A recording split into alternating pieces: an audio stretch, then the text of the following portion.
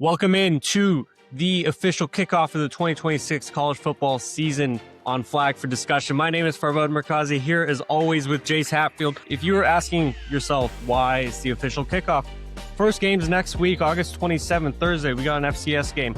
Aer Lingus Classic, a couple days later, TCU, UNC. We're right here for it, but just because it's a week away, we have a full prediction show. Thank you for tuning in. Thank you for being here with us. I know we were once again a day late. Like I said in the past, we're catching up on our schedules here, and we should be right on time going forward. Like I said, Jace, football season starting next week. We have our prediction pod today. What can give the people a little something to expect? I honestly, I went a little chalky for the most part. However, I think I have 4 or 5 total teams, 2 in my playoff and 2 that I left out that I think a lot of people are going to be shocked by. So we'll see how that goes. It might get some flack for them, but by the end of the year, who knows? We'll see if we're right or wrong. So one thing I didn't mention at the beginning, neither Jace has seen my predictions and neither I have seen his. Neither of us have seen each other's predictions. So we are going to be surprising ourselves. If it's anything like the past on this podcast, we are going to be in lockstep on a lot of this, but I'm excited because we at least didn't consult ourselves with each other on a lot of these decisions either. So we're going to be talking about teams you are going to be too tired of hearing about by week 10, teams you expect to make the playoff, first 4 out of the playoff, who's going to be in the Heisman dark horse, who's going to be your playoff participants, who's going to be the national champion, who's going to be the actual Heisman. We have a lot of predictions and whatever else that comes up in the middle of the show, best bets. We got a lot to talk about. Make sure you are following us on Twitter at F4Discussion, TikTok at Flag 4 Discussion. We're on Apple Podcasts, Spotify, wherever you get your podcasts, at Flag for Discussion spelled out. Also on YouTube, please subscribe there at Flag for Discussion spelled out. My friend Jace, here we go. We have the team you'll be sick of hearing about by week 4 prediction to kick us off. Who do you have in that role? In that role, have the Texas Longhorns is the team we will be sick of hearing about by week 4. Look, they're going to be a really good team. There's no doubt about that. But we've already heard about them all off season. We heard about them all last year at the end of the year. We heard about them all last off season. We've heard, it's going to be nonstop about their missing the playoff, Arch Manning. They got Ohio State week 2, so obviously we're going to hear a lot about that game leading into it. And then they play at Tennessee week 4 on the road, which that is currently a first ranked game as well. So I just think there's been a lot of Texas chatter the last couple of years. There's going to be a lot more chatter the next few weeks, and it's also a safe bet because if Texas beats Ohio State, that's going to be massively talked about nonstop. And if they lose to Ohio State, then we're just going to have to hear about, is the playoff in flux? So it almost is like no matter what happens to Texas, we're going to hear a lot about them.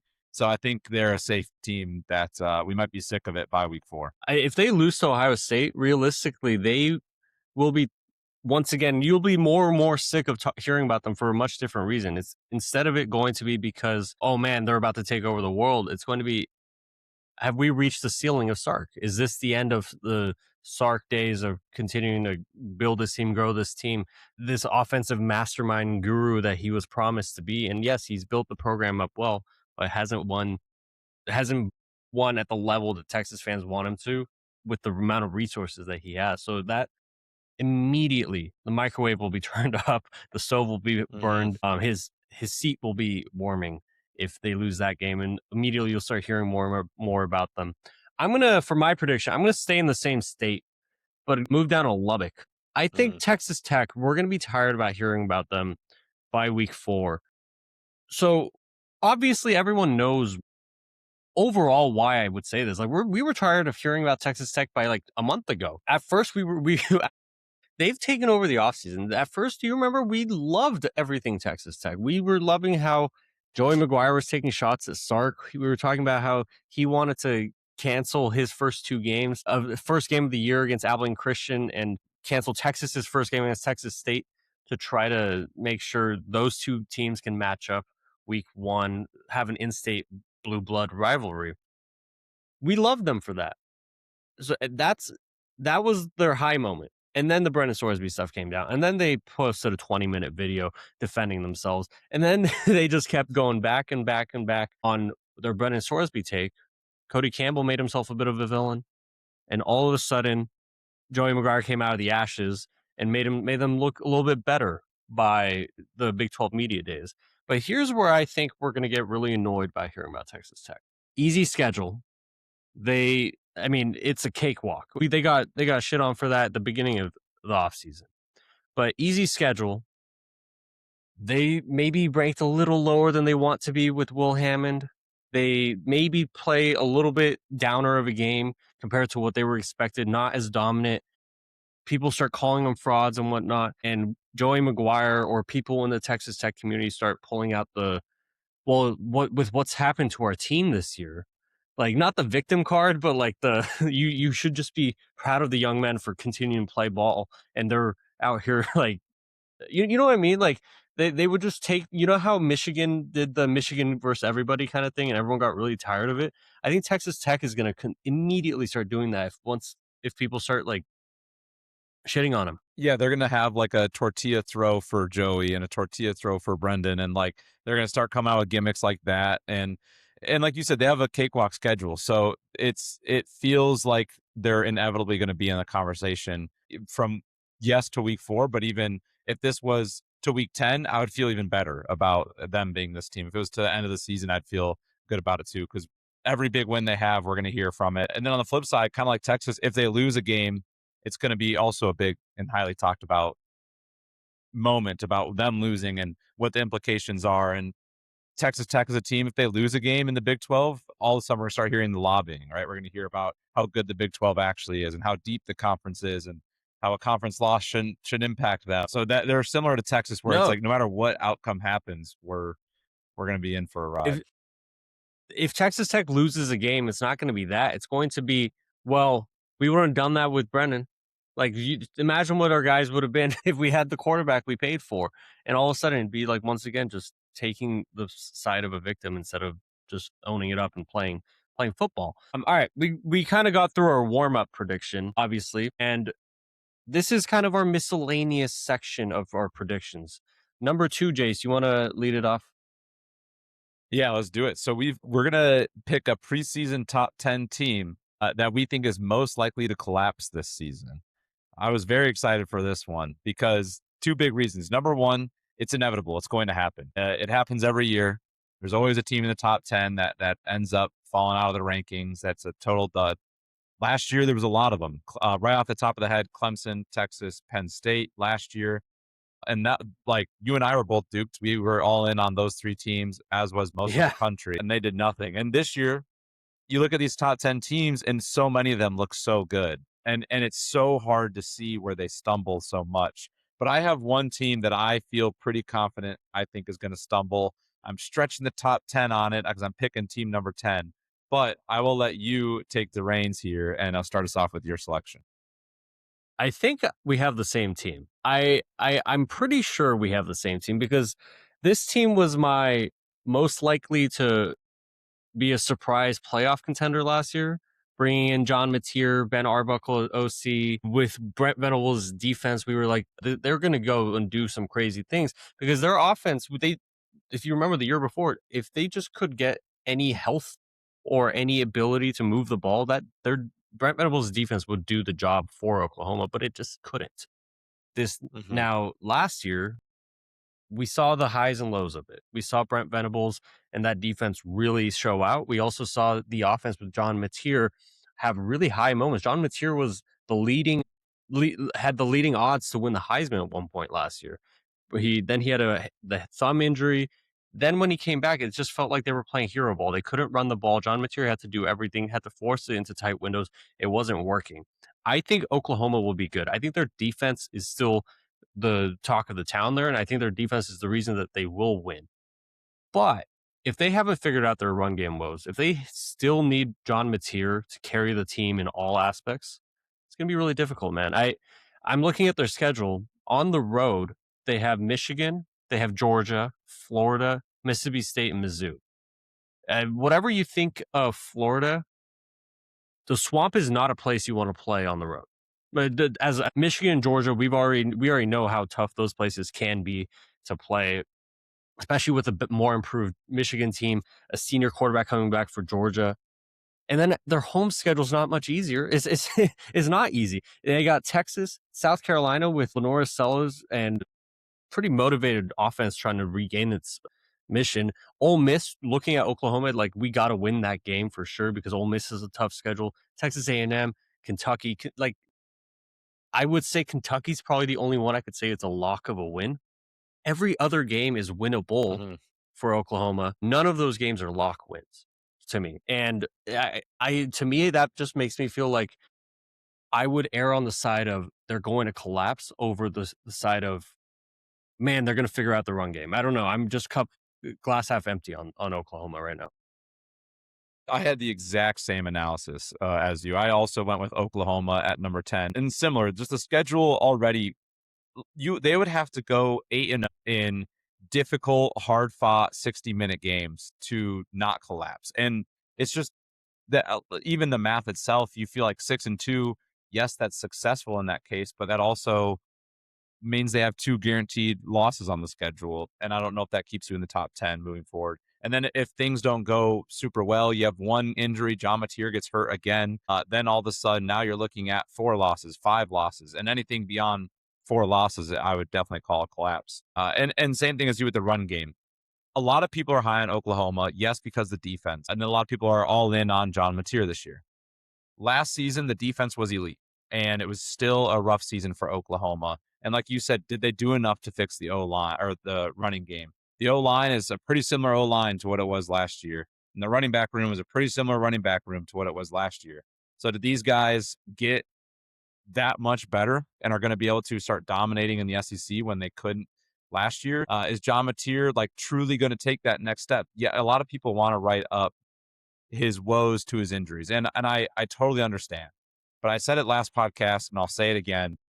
He had issues with the footwork. He had issues with accuracy. He had issues reading defense. And when you combine that with he's also running the football 15, 20 times a game and also taking 3-4 sacks a game, it's just I don't even if he's healthy, that's just not a very sustainable way of life in the SEC.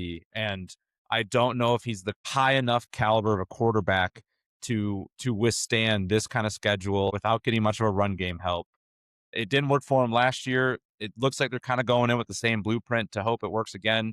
But we also all know the definition of insanity, and it feels like they're kind of going with that strategy, trying to stick out the same thing and see if it works. I'm not sure if I'm bought in on it. So I guess my question at this point is, what are we if that doesn't come to fruition? So Brent Venables has been at Oklahoma for 4 years. He's entering his 5th year. He got hired the same class that Dan Lanning did. So his first year, 6-7. His second year, 10-3. Third year, 6-7. Last year, 10-3 again. We've seen how good his defense can be. We've also seen how dependent they are on his offensive coordinator choices. When they had Jeff Lebby and Dylan Gabriel, they were really good. They beat Texas. When they trusted too much in Jackson Arnold and they hired an OC that didn't work out, they were really bad. There's a reason they went out and made sure they got Ben Arbuckle to be the OC and John Mateer to be the quarterback. But I've always, you know this about me. One of the reasons I struggle with some defensive coaches is when a head coach is an offensive coach, the playbook doesn't change even if his coordinators change. You know, like it's still his Mhm. scheme. When a defensive coordinator like Brent Venables comes in, they better have an idea of what to do offensively. But because if they don't, all of a sudden the Jeff Lebby leaves, the OC changes, the scheme changes. Now the players that you had recruited, the players you brought in, it just doesn't work like swimmingly. It's not a smooth transition process, and you're so reliant on making sure you make an A+ hire. Like luckily for Oregon, Dan Lanning hasn't had that as a defensive coach. He's hired really well offensively, but they run the Oregon offense apparently. What I just don't know is like, what is Brent Venables' contract and what is his job security looking like if they go out and go like 8-4, go 7-5 because of the issues that were present last year. And mind you, and I know I'm going long, mind you, the issues got worse. Once teams figured out the issues that were at hand, they feasted on it. They Mhm. feasted on Oklahoma. They feasted on John Mateer's weaknesses And eventually just like, it was like, if they see that those same issues pop up again without much of a solve, they're going to be feasting on him early and often this season. Yeah, I agree. There's just more tape on it. And we've said it a million times. We got to get on t-shirts. If you don't have a good run game in the SEC, it's tough sledding. And last year they went 10-3. Sounds good on paper, but it was a very easy schedule where they lost kind of all of the key games, or the vast majority of the key games, with a couple other ugly wins against subpar teams. Not much room for error in the schedule, as you mentioned. I don't need to rehash it, but well, it'll be interesting what happens to Oklahoma. But it sounds like we're both off the Oklahoma train, at least to start the year. Which is such a 180 from where I was on them last year. I was like, man, and I don't think many people are talking about them. With that defense, you just get them a competent offense, a competent quarterback. Look out. And it's completely changed going into this year. All right. We're sticking in the negative. The next prediction, Jace Hatfield. First coach fired. I need your official prediction. I feel good about this one. I think this comes to fruition. If there are betting odds and you're listening, please let me know. I would love to take it. I'm going Bill Belichick to be the first coach fired. They already got Lombardi on administrative leave for some sketchy things that have been going on, just workplace misconduct, as they're calling it. I'm pulling up the North Carolina schedule. They start the year in Ireland at TCU as the away team against TCU in Ireland. Yeah.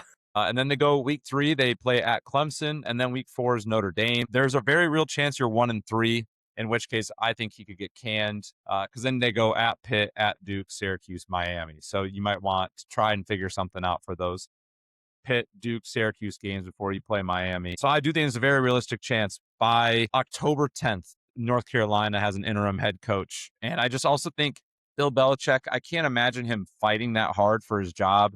It just feels like we'll see, but he's done everything you can really in football. I don't know how bought in and how diehard he is into really turning this thing around at this point in time. The roster isn't very sexy. It's not like they have a bunch of recruits that are tied in with Bill Belichick either. So it feels like from an administration standpoint, you can fire him mid-season and not feel the wrath like Penn State did when they fired James Franklin. And then from Bill Belichick's point of view, I'm not sure he would be devastated if it came out. Now, maybe something that's important here is the language of first coach fired. Can we also add in / mutual agreement with the university to part ways, like kind of the word manual clause? Can we get that written in there? Because then I feel really comfortable about this. I don't think Bill Belichick's going to allow any bit of the buyout that North Carolina would owe him to be mutually agreed to part ways with. So I think he would be like, you owe me every penny on that. I like that pick. I'm just wondering, I'm wondering two things. Do you think they would tarmac him? Like just leave him in Ireland? That would be awesome. Could you How imagine? bad do you have to lose? Yeah, TCU 58, North Carolina single digits. They tarmac them in Ireland. It wasn't much worse than that last year, or much better than that last year with these two teams. Yeah, it's not unrealistic. So I think there's a number of options for my pick here. Luke Fickell is probably the easy answer for anybody. It doesn't seem like anything's going right in Wisconsin. Whatever he was bringing over from Cincinnati, I think the first thing he did was he still proved that he had control of the Cincinnati Twitter account. I don't know if you remember that. That was weird. It hasn't worked. The AD last year let out a statement promising support for him.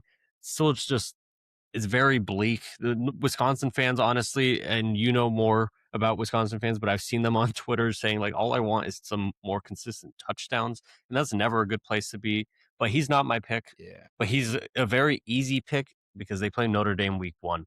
So maybe, just maybe they just get destroyed by Notre Dame and Fickell just gets an early season vacation. The next option that you could go with is Dave Aranda at Baylor. He's a $12 million buyout, seemingly on the hot seat, really good defensive coach, really good mind. After a promising start at Baylor, hasn't worked out since. Fickell's a $19 million buyout. I'm surprised neither of us have said Mike Norvell yet. Mike Norvell's buyout's still over $50 million, I think. So I'm not going to pick him. Yeah, that's Bill what scared O'Brien. me.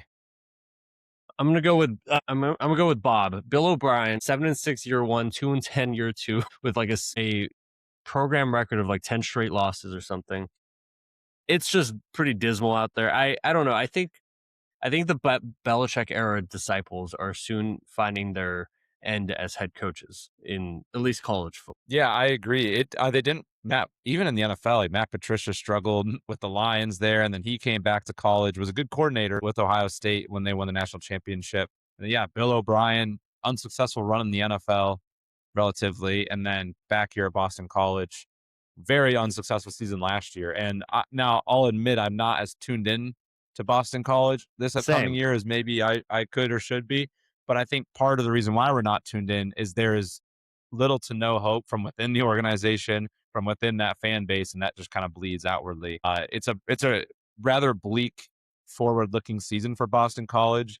And you made a good call, Bill O'Brien. Like, how many times can they get blown out before eventually it's like, all right, what's the point of even keeping this guy around? Because similar to Bill Belichick, you don't have a lot of recruits sitting there like signed up to Boston College because of Bill O'Brien. Like, you're going to lose right away. There's no one that you're just going to be terrified to lose because of it. Yeah, I think the whole Belichick disciples conversation is one that we should say for an off-season episode next year, because you can go really into the psychology of why most of Belichick's coordinators and Josh McDaniels, even in the NFL, they haven't worked out.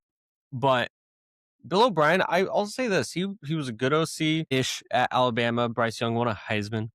He got hired to be the OC at Ohio State before Chip Kelly did. People forget that before their national championship year.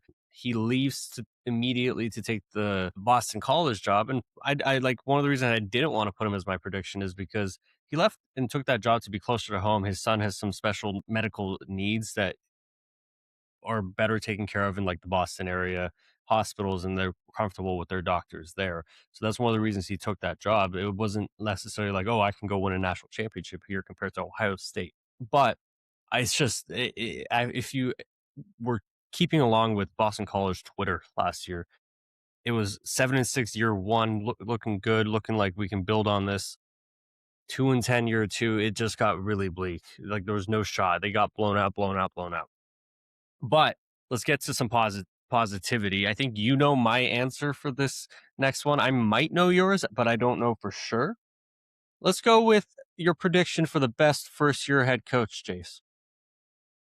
This is going to be, I don't want to spoil too much, but you're going to see some common themes with this coach and team throughout some of my answers today. I'm going with Tosh Lupoy. I think that Nice. he brought in a great transfer class into California, and I think they sneaky had some good players in that roster that they were able to retain. Obviously, most notably is JKS at quarterback, but you bring in Cooper Perry, you bring in Mohammed from Washington to run the ball. You bring in some key defensive players, whether it was from Oregon or from elsewhere in the country. They kind of put together a very sneaky, solid roster. And I, I kind of, the big reason why I like him too is I think the ACC is in a weird year where there's Miami, and then there's no one in tier two, no one in tier three, and then there's a log jam of teams in 4 and 5 Right. that could very realistically finish in any order. And I think Cal, it's a team that has the opening. I think they have the second, maybe even they might have the most talented, but probably output wise, the second best quarterback in this conference. And I know it's a hot take to say there's Kevin Jennings. I know there's CJ Bailey and others, but I'm a real big believer in JKS. I think he's gonna have a big season. And there's a world where if things click at Cal a little bit and things click with JKS for his sophomore year, this could be a really sneaky team. And I would say anything, if this is one of those teams that wins 9 games, and look at the schedule, it's a doable schedule. They win 9 games. I think as a guy taking over Cal football, that's kind of been a dead program for a long time, comes in, if he can finish top 3 or 4 in the ACC with a 9-win season under his belt, that would be pretty darn successful and relatively hard to top for the first year head coaches. But there were some good options. It wasn't an easy choice. No, I think Tosh's was my conundrum. I'm not picking Tosh, but when I was even making my ACC and playoff predictions earlier today, I was like, how high up can I put Cal? Is it too much of a reach to put him high up? I ended up not choosing to, but you're right. JKS is a quarterback that I think you'll hear a lot more about nationally than we have so far. I think a lot of us know him from his West Coast ties and from if you are a sicko and you stayed up late to watch Cal Virginia Tech last year at 9 p.m. Pacific, 11 Central, 12 midnight Eastern. Like if that happened, good for you. You're right. If you look at the roster makeover they had, not only did they bring in, now granted, a lot of these players we haven't seen on the field yet, like right consistently have consistent snaps. You even start you mentioned Cooper Perry. He was standout as a backup at Oregon. We haven't seen him fully on the field, but there's a reason he was a backup. There were so many 5 stars ahead of the defensive lineman that he brought in from Oregon. I'm telling you right now, Cal has not seen those body types ever that are coming Mhm. into Cal, and now they're joining an ACC team. I could very well see some dramatic increase in improvement at Cal. It's a great pick, but mine, I'm gonna go with the homer. I'm wearing the headphones to match the school colors right now. I think Bob Chesney is gonna be the best first year head coach. I'm fully on the Chesney train. Nice. By the way, there are I saw like Rich Eisen. I've seen people in the college football communities, people who get paid for what we do, talk about how they're on the Chesney train. I'm like, motherfucker, I started the Chesney train in like January. We were I first. We were yeah, first. We have we were T-shirts to prove we it. we were fully on the Chesney train, and once he bought Little Caesars Pizza for the frats at UCLA, it was definitely on. But you and I had conversations in December when JMU was playing Oregon. I think I texted you like, this guy seems like he gets it. Like this guy seems like now we're gonna go see him actually coach a real game at UCLA, and maybe my pick will be completely embarrassing. But for now, motherfucker, I started the not the JMU train, the Bob Chesney train. The reason is, though, Bob Chesney didn't have to have a full overhaul of the roster. He already has a 5-star quarterback in house, and he has his younger brother who's a 4-star quarterback who's also in house. Now, say what you want about Nico Imaliava, but having him as a first year head coach at a rebuilding program is a pretty good start. Mhm. Brought over 10 players from his playoff bound, lost to Oregon, but playoff bound, performed well in the first round JMU team. He signed, I think, around 8 or 9 offensive and defensive linemen because the trenches were just terrible on the Deshaun Foster UCLA teams. I'm not expecting them to be an elite team, but I'm expecting them to be much more organized, much more intentional than the Deshaun Foster teams. Like at least, but I feel like Deshaun Foster's teams, and all due respect to the guy, he was a famous former UCLA running back. They couldn't run the ball. Not that that always translates, but if you're going to say that's an intention of your program, if you're going to say that's something you are trying to do, and you keep trying to do it and you keep fail at it, there's something that's missing organizationally within your or institutionally within your coaching staff, within your players, within your infrastructure. UCLA is an over under 6.5 win total. I think if we're talking about just their schedule, they play your guy Cal, Tosh Lupoy at Cal week 1. That's employment television for you and I think, and I hope for Yeah, everybody else I at was gonna home. say I love that our both picks play each other week 1 here. Yeah. And then they got SCSU, Purdue, Maryland. If I told you, you could tell me UCLA starts out 2-2, 3-1, 1-3. I'm like all of those combinations are available in my mind. They have Oregon, but then they got Wisconsin, Michigan State, Nevada, back to back to back, all at home. Minnesota, Illinois, Michigan, USC. I think there are enough games there for him to hit the over on the 6.5, and I think Bob Chesney's going to, for even the people who haven't been on the Bob Chesney train, I think they're going to join pretty quickly, or the people are going to hop off it because he's going to start beating their teams and they're not going to like him. There's a real chance they go into those final 2 games, Michigan, UNC, USC, like 8-2. Right? At Oregon is going to be a tough one for them. If you bake that as a loss, they have some like Wisconsin and Michigan State and Illinois could be frisky, but you get them all at home. So those are 3 teams they're gonna have to come travel out to California to play you. So I like your odds there. You certainly like Nevada and San Diego State at home. The at Cal game could be tough. At Maryland could be tough. At Minnesota could be tough, but none of them are unwinnable. Like I said, Yeah, 8-2 is not a ridiculous statement to say to go in and play at Michigan, USC to end the year. They would be tough games, no doubt. However, I think if they were 8-2 at any point in the season, that is immediately a successful best year UCLA's had in 10 years. dude, we've already seen the reports that UCLA boosters are coming out of the woodworks. UCLA is getting donations like they haven't had since before Chip Kelly was their head coach. If they have 8 in the win column at any point of the year, do you realize what they will be able to get for the coming year? Just showing proof of product for the first time since before Chip.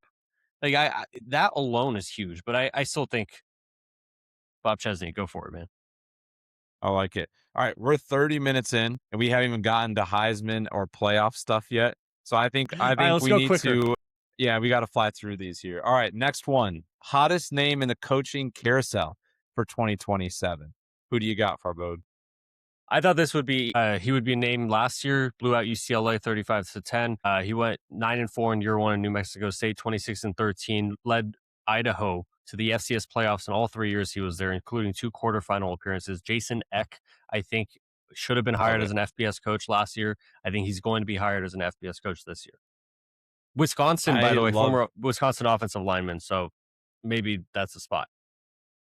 that. Could be a fire Luke Fickle bring in Jason X sort of scenario. I like that a lot. He was actually one of my 3 honorable mentions, but I ended up going with Bryant Haynes, the current defensive coordinator at Indiana. I There love that, would yeah. be a little bit of a buyout for somebody, but yeah, he's best defense in college football last year by a long shot. Not only just the best from last year, but that was the best defense we've seen since the Georgia defenses 3-4 years ago. So I could easily see a world where he gets picked up and someone pays the couple million buyout to bring him in this off. All right, true freshman of the year, Jace. Who's your prediction? This was a tough one. There's a lot of guys who are projected to do well, had big things said about them so far in camp. But I went with Luke Waffle, the defensive end out of USC. Big name 5-star recruit. He's just a beast of a human. And that's a team that has a big need at defensive end. So just sheer size, athletic ability, and opportunity. He's going to have all 3 of those things. We'll see if he can put it together. But if there's a world where USC is really good, that's also the same world that Luke Waffle probably has a pretty big year as a true freshman.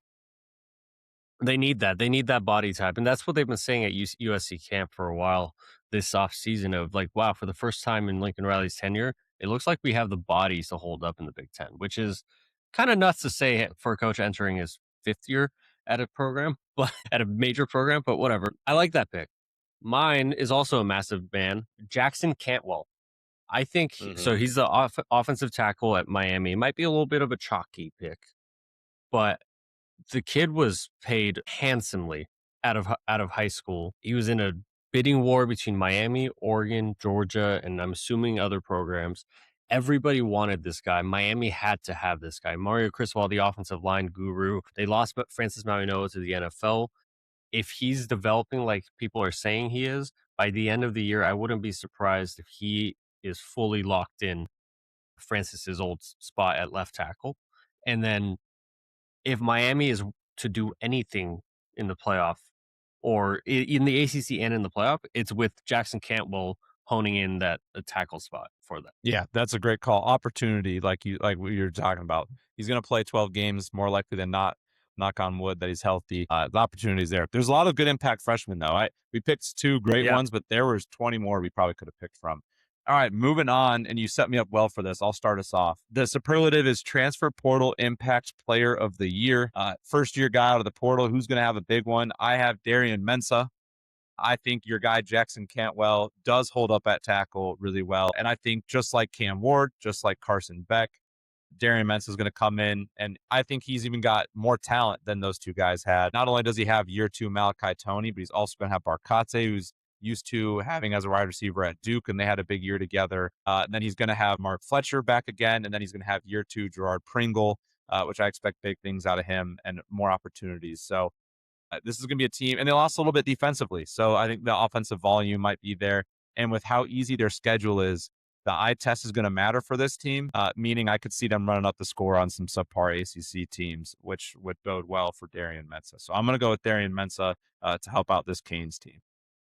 We just mentioned that Miami was a playoff team last year. Obviously, they were in the national title game last year, and they lost a big piece, and they wouldn't have paid so much for Jackson Cantwell if they didn't need Jackson Cantwell. They paid a ton for Darian Mensah because they needed that guy. That's a good pick. If they're going to do anything, I don't think the ACC itself is what matters because, like you said, unless a team comes out of the woodworks of the ACC this year, like Cal maybe, I don't think that Miami's worried about making the playoff out of the ACC. I think they already feel like they got that locked up, whether that's dumb or not. I think what the real test will be in the playoff for them. I went chalk with my transfer portal impact player of the year, Cam Coleman. I mean, we talked about it last week in our storylines pod. Second best receiver in the country. I think talent wise, maybe he could boast to be higher if Arch can get him the ball or whoever they end up, if he wants to even throw it, feel free. But Cam Coleman's an alien of a human being. That guy is a body type we haven't seen a ton at wide receiver. I think he might be the reason Texas advances well past what people think that they can with Arch. Yeah, totally agree. He's an alien that you want to get the football in.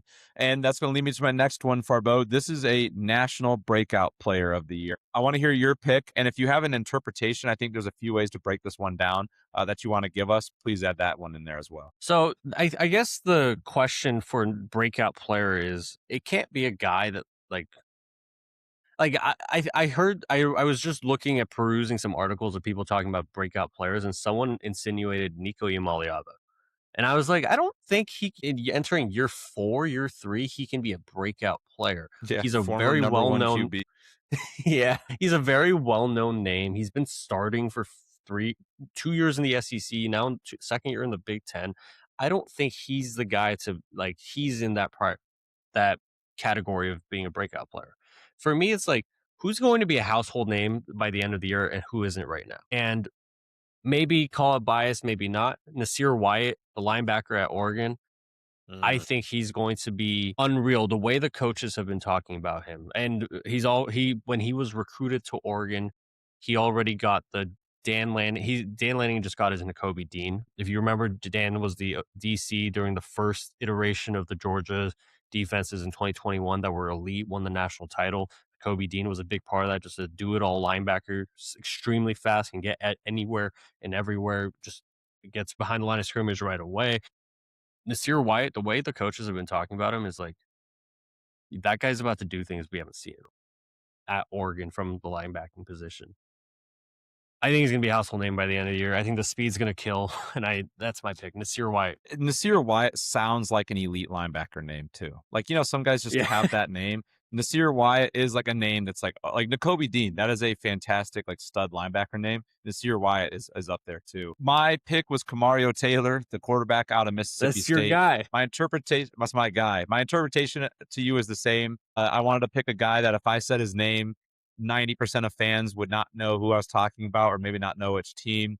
This is somebody who I think fell into that category. Mississippi State, relatively tough schedule. They do play a lot of good teams.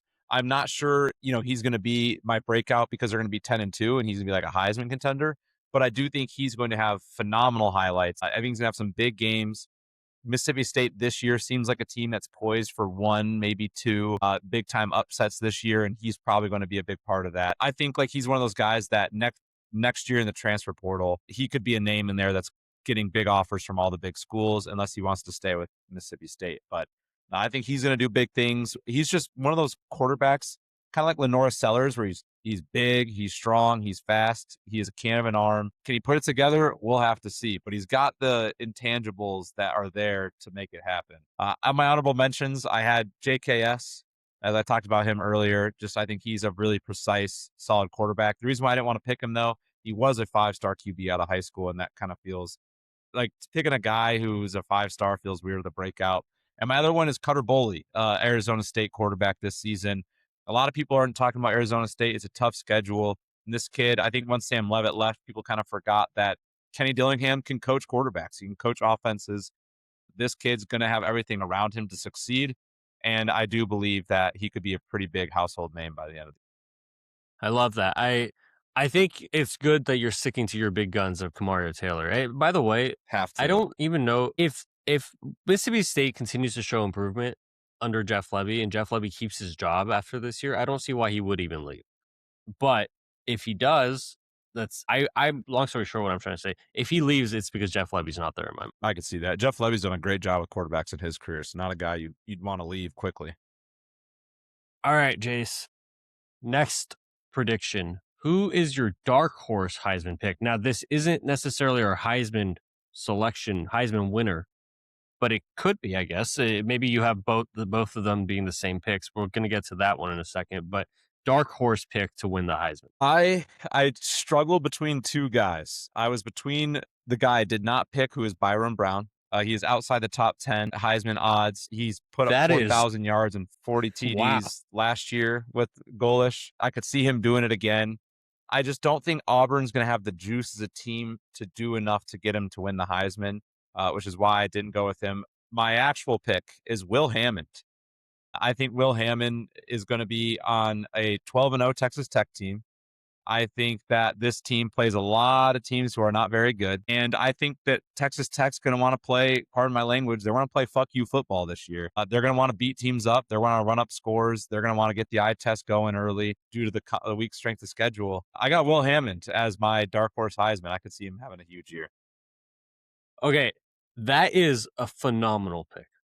By the way, if Texas Thank Tech is 12-0, they win. Not the playoff performance doesn't necessarily go into it doesn't go into actual Heisman voting. We saw Fernando Mendoza accepted the Heisman Trophy before the playoffs even ended last year. But I do think if you want to talk about the storyline that would ensue after everything we've said about Texas Tech on this show and in past shows, their quarterback that everyone was like, we have to go pay $5 million to another guy to come play because you're not good enough. If that guy leads them to a 12-0 team, if that guy leads them to winning a Heisman, I'm just at a loss for words. My pick as my dark horse, I think you and I do this thing where we stick to our big guns. And I'm going to give you my same dark horse candidate I had last year. I was just a year too early. You have to understand this. Like, maybe I was right. I was right last year. It was just too early. Lenora Sellers. I think Lenora Sellers is entering a season where it's put up or shut up time for South Carolina. It's put up or shut up time for Shane Beamer. They hired new offensive staff. And I've talked to some South Carolina fans. They're like, we'll actually be running a college offense again this year. And hopefully that means it's going to allow Nick Harbor to take off. It's going to allow Lenora Sellers to become the NFL draft pick that people think he was 2 years ago. And hopefully at least it'll get South Carolina's had the same problem reverse as Oklahoma's had. They've decent year, bad year, decent year, bad year. They never have a really good year. If they can put it together offensively, I think they can be really good.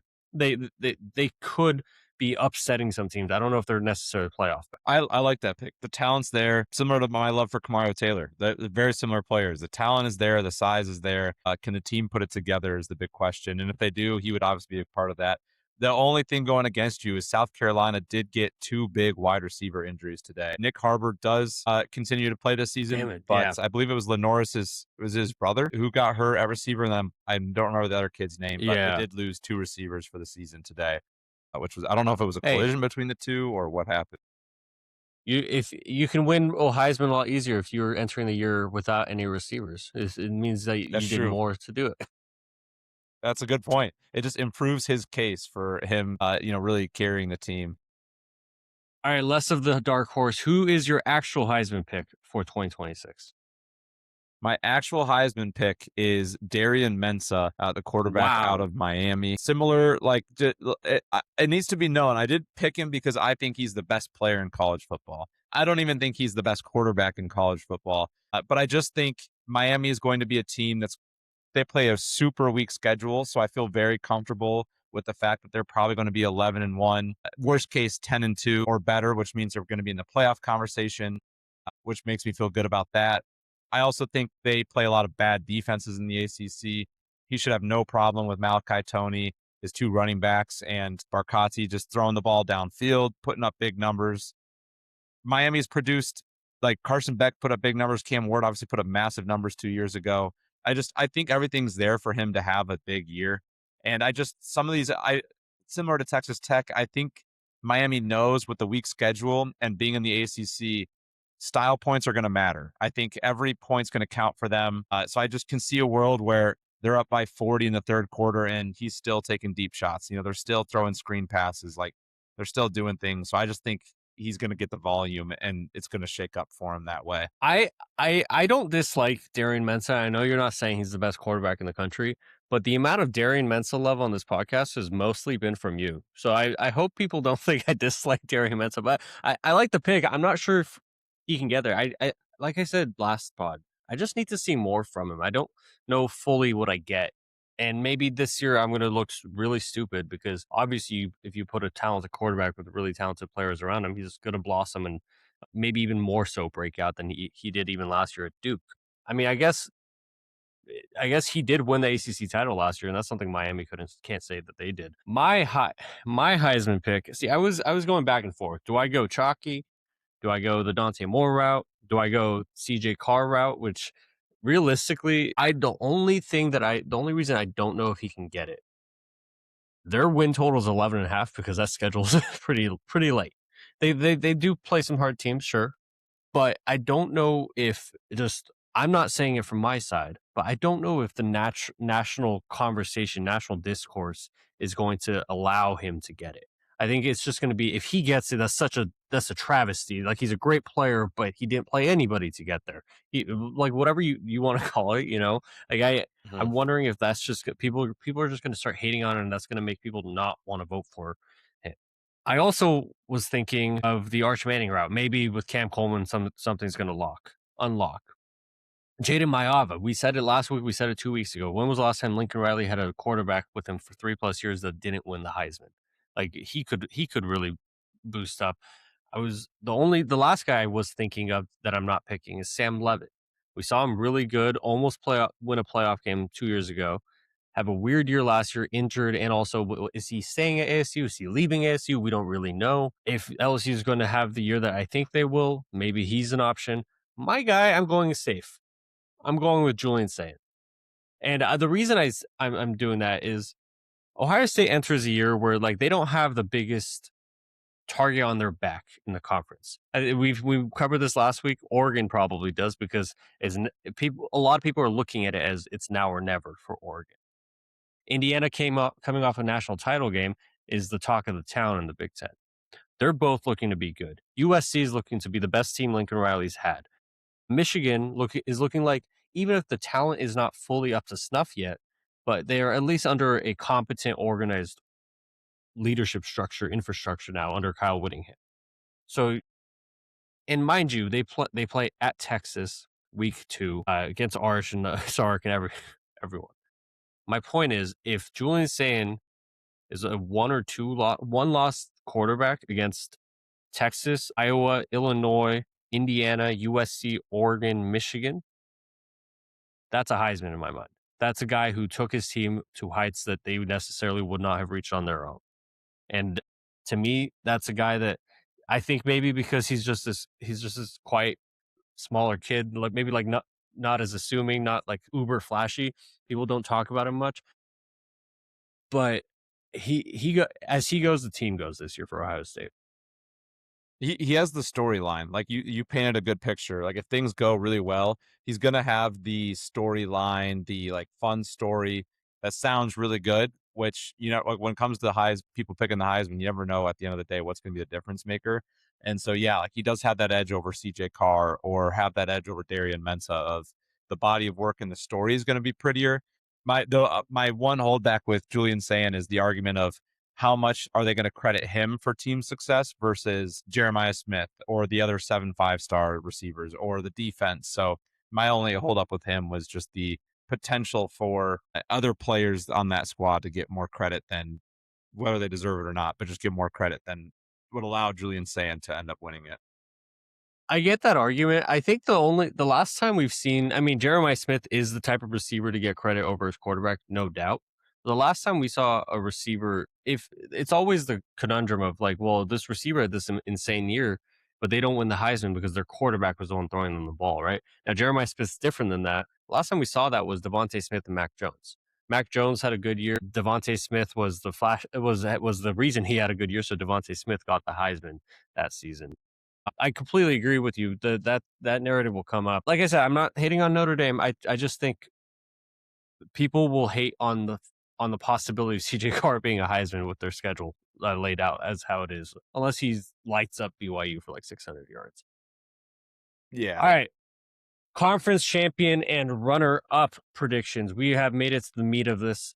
Big Ten champion and runner-up, Jace. Big Ten champion and runner-up. This was the second hardest to pick. I think it comes down to really 3 teams: Indiana, Ohio State, and Oregon.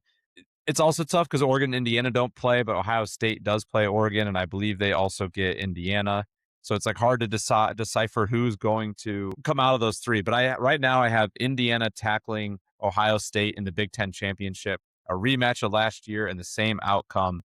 In my scenario, when I was doing the math to figure out who would make it, I did have Ohio State beating Indiana in the regular season and then Indiana getting their revenge in the Big Ten championship game.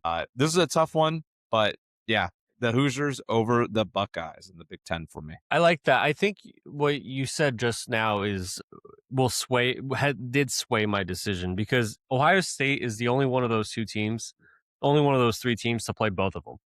So I'm going to assume that they aren't going to make the Big Ten title game. Not that they're going to be bad, but they aren't going to make it.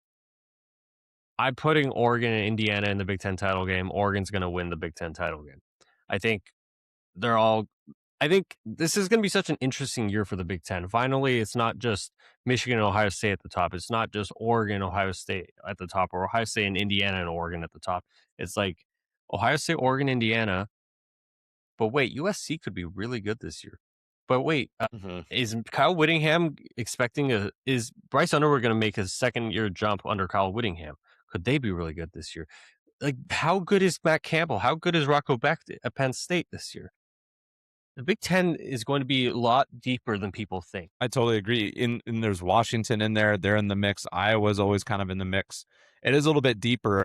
The top three are just so good in this conference that it's so hard. It's hard to predict losses that they shouldn't take. Dan Lanning is obviously, we know, never lost to an unranked team. I don't really see him starting that trend this year. Curt Cignetti, as we know from last year, an incredibly difficult coach to take down. He is somebody that he hasn't lost in over a year. So until he loses to somebody he shouldn't, I don't know if I feel comfortable picking against him.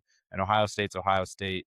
So it's hard to go away from those three. But I do respect, if you're listening and you're saying, I like USC or I like Michigan, or you have your team, I respect it. And I'm not against it. It's just, it's so hard to, I guess maybe what I'm getting at is when you have to air your takes out on the internet and to the world, and you can't just say it at a lunch table and nobody's going to hold it against you, you get a little bit more nervous about saying something crazy, which just is like really easy to get cozy with your three Big Ten favorites. Hey, no shame. Two of them.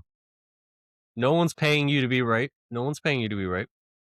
So maybe one day. Then I'll pay you to be interesting, or you'll pay me. I don't know. Oh, that works. Okay, we got 19 more predictions before the show ends. Let's move on to the SEC. We're going out with the big dogs right away. Big Ten SEC. Who's your SEC champion and runner-up? I've got the Georgia Bulldogs taking down the Alabama Crimson Tide, a rematch of another regular season game that we'll be getting in Tuscaloosa. I've got Georgia in this one. I know I don't want to call myself a Gunnar Stockton hater, but I know I'm somebody who has talked about his ceiling limitations. You're not a Gunnar Stockton lover. He's also lover. somebody. I'm not a Gunnar Stockton lover, but I'll give him his flowers here. I think he has an incredibly high floor. He has played a lot of college football, and I think the SEC this year is going to be a really deep conference, and that makes it cloudy at the top. But when I'm thinking about who can come out of a conference where there's a lot of question marks, a lot of new faces, it's Kirby Smart and it's Gunnar Stockton, two guys who have been together for years now. You just kind of tend to lean and trust in those two at this point in time in the SEC. You have so many new head coaches this year, so many new quarterbacks. It felt safe to me. And we'll talk more about Alabama, I'm sure, so I won't do it all now. But I really like the position Alabama's going into this season. I have faith in them, and I think they're going to find their way into this title. I'm really glad you said the Alabama piece there. I'm not picking them to be in either of these slots, but when I was deciding my playoffs, which we'll get to, I was like, I feel like no one's said anything about Alabama. I feel like everyone's expecting them to go 8-4 this year, and maybe they will, but I don't think that'll happen. I love the Georgia pick. Georgia is my first team in the SEC title game. They're also my champion over the LSU Tigers. I think what people forget about Georgia is like Kirby Smart's become the steady Eddie, like rinse and repeat.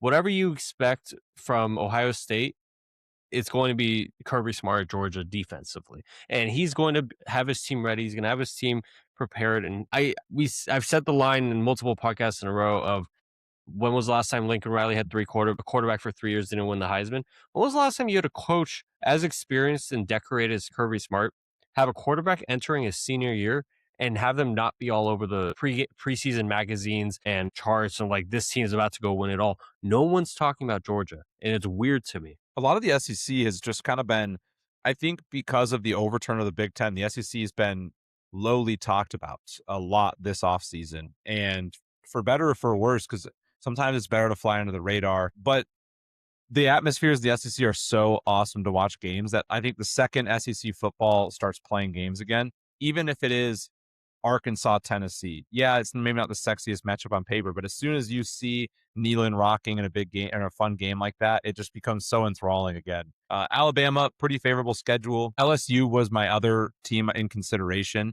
for that. We'll talk about the playoff, but I do have LSU there, so I like your pick with them. And couldn't agree more with Georgia. I think they have a difficult schedule, but if there's one team in this conference that you feel confident to navigate that, it's the Kirby Smart Bulldogs. 100%. ACC time. This is the conference that we had no idea what to pick. I feel comfortable. You and I have the same ACC champion. The Duke Blue Devils. No, the Miami Hurricanes is my ACC champion. I feel confident in that one. Schedule's completely there for them. They recruit at a different level than anyone else in the conference. They bring players in at the portal that are just better than everyone else in the conference. Case in point, Darian Mensah from former ACC champions now coming to you, plus his stud receiver.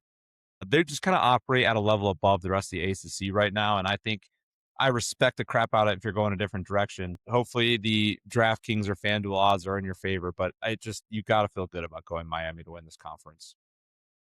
Miami's my number one team in the game, and they're also my win to pick the ACC championship over Louisville. I think Jeff Brom's, once again, a team that people just forget about. He's a coach that people forget about, even though he constantly produces results. And maybe it's because he doesn't produce the sexy 11-1, 12-0 results, but Louisville's always a factor. And that's all that matters at places like that. And maybe 1 year you catch lightning in the bottle and you're more than a factor. You are a threat. I think Miami's going to obviously be the best team here. Now the question becomes, how good is Virginia this year? New quarterback, new offense. How good is Virginia Tech, year one of James Franklin? How good is Clemson? We don't know. Clemson was both of our picks to win the national title last year. For anyone listening to our predictions, thank you so much for listening. But I was hoping you wouldn't bring it up. Yeah, we picked both of them to win the we both picked Clemson to win the national title last year. It got ugly quick. All right, let's get out of the ACC. Let's get into the Big 12. Big 12 champion runner-up. Oh, sorry, go ahead.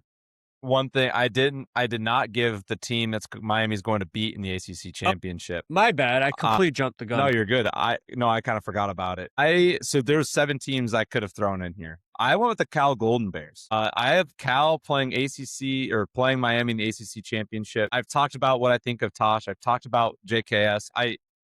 Basically, as you can put this all together, I'm predicting we live in the world where Cal, young quarterback, they figure it out. They play hard. They play physical. Like you said, they have bodies that probably only Miami has in the ACC and no one else on the D line. They avoid a lot of the difficult. They don't play Miami and they avoid a lot of the difficult ACC environments. They have a lot like Stanford, Pitt, Virginia Tech, Wake Forest.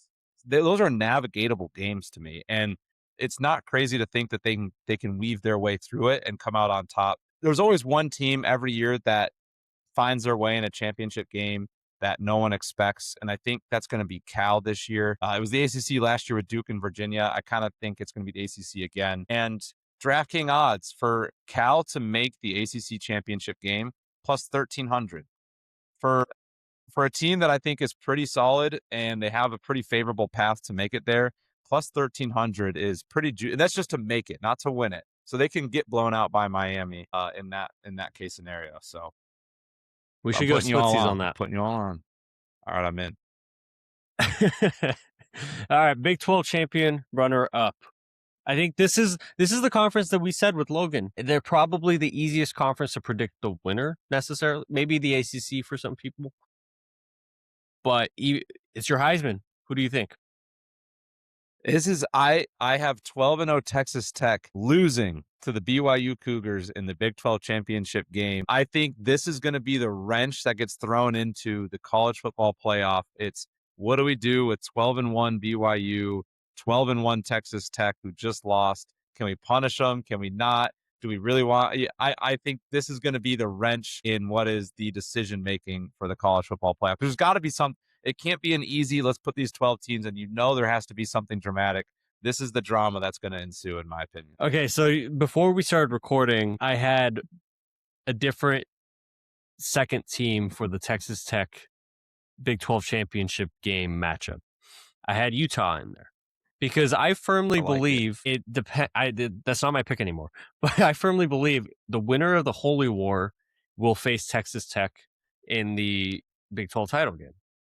I had Utah in there, but I was like, wait, but I need BYU in the playoff. That I was making my playoff picks at that point, and I was trying to get BYU in there, but in no scenario in my mind could I justify putting Texas Tech in there and not Utah, but then putting BYU in there like a full Notre Dame Miami leapfrog of last year.